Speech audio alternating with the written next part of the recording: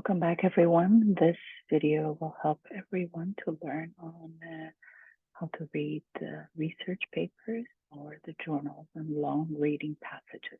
There are some techniques that everyone will learn within this video. More than welcome to share this video with your friends and comment below.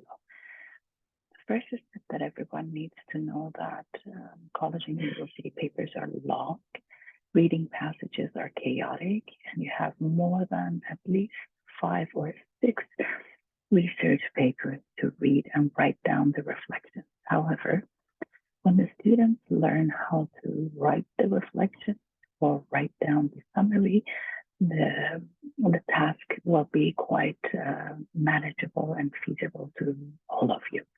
There are some techniques within this video that you will learn, and it makes your life way easier when you're reading long research papers before you write down the reflections or the summary. This technique is called the 3-pass approach. In the 3-pass approach, the first pass is training you on how to scan the passage. When you scan the passage, you need to get a bird's eye view of the paper.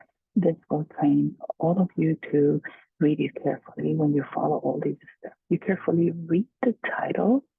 You carefully read the abstract of that specific research paper or the journal that you're planning to summarize or write down the reflection on, and you briefly scan the introduction.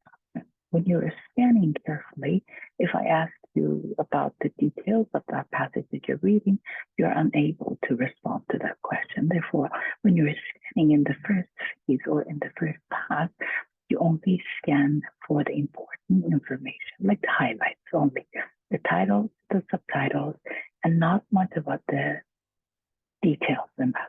The second step of the first pass is you read the section and the subsections heading. Just simply read them and scan them to comprehend and to understand if there is any new vocabulary, for example, that you are not aware of. More than welcome to check them in any dictionary. Google Dictionary would be fine. Thesaurus is what it is suggested, or Oxford Advanced Learning. But you know everything else in the first class. You only focus on the main ideas, and then you read the conclusion. So basically, recap. You read the title, abstract, and introduction. You read the section, subsection, just the heading and subheadings, and you read the conclusion in the first pass. The fourth step in the first pass is you glance over the references, and mentally you try to make yourself ready. If there is any of those references that you need to tick off the ones that you've already read. So after reading the introduction, titles and subtitles, as well as the conclusion, you take a look at the references definitely, and you tick the ones that you read about. At the end of the first pass, you should be able to answer 5 questions that starts with C. The first one is a category. When you finish the first pass, if I ask you a question about what type of the paper is this, you definitely are able to answer that question. A measurement of the paper, an analysis of an existing system, the description of the research prototype. So these are the questions that you are able to answer after the first pass. The second question that starts with C is about the context. Which other papers is related to this? So you learn a little bit about the context because you read the introduction and the conclusion, and you read the heading and subheading, of course, and you're clear on that. What topic is this specific research paper about, and which theoretical bases were used to analyze the problem. The third C that you're able to answer is, do the assumptions appear to be valid? Because any paper that you read to relate it to your context, to the context that you're writing down your reflection or the summary, it should have some relevancy or some ideas that are getting connected to, of course. And you always avoid digressing topic within the summary or the reflection on that research paper that you're writing. Do the assumptions appear so valid, unrelated to that topic, is also important. And the second last is the contribution. What are the paper's main contributions? So within the contribution, you quickly, when you read this heading and subheading, you realize that what exactly this paper is providing to you and what kind of details we need to absorb from this specific paper before you write down your summary. or the reflection. And the last one is the clarity. Is the paper well written? If there is any spelling error, if there is any digressing within the topic, if there is any irrelevant ideas, if the author could be biased, for example. After the first pass, you need to use all the information based on these 5 C's. Once again, recap. You learn about the category, you learn about the context, correctness, contributions, and clarity. In short, we call it 5 C's.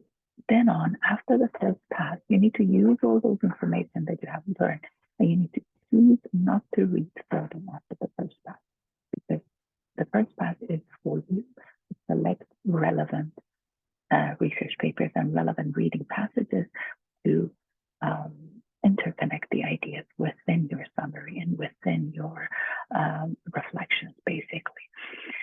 The second pass, however, in the second pass, you learn how to read the paper with greater care. It's not only topic headings and subheadings, you go a little bit deeper to that. So you ignore the details, of course, in this stage, in this pass, but it'll still help you to jot down your notes. So you run your eyes through the sentences more than in the paragraph, more than the headings and subheadings.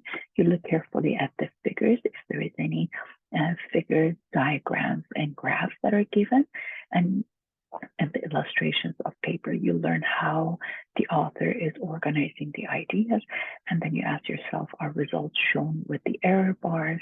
If there is any discrepancies in the ideas and common mistakes like this, will separate the rush and the unnecessary work that you need to relate. Then on, in the second pass, you need to remember to mark relevant unread references. So in the first pass, you tick the references that are related, so you take care of them, and you have the references. Make sure that you write down, you document those references, because it's chaotic when you read many passages and you start collecting the documents, references, and citation. You might lose the track of which reference and which reading passage you read it. So when you tick beside them, you still have the documentation, and you can open a file on your computer, of course, and write down how a little note in the margin, how this specific reference relevant to the idea that you're writing it down. So you run your eyes again in the second pass. Remember, you mark the relevant unread references, and for further reading, and you need more reference. In the second pass, you sometimes it is hard to read the entire passage because the passages are long. Maybe you have 900 pages to read in one sitting. You run your eyes, and you can choose to set up the paper aside, like if that is a journal, if that is a research paper, if that is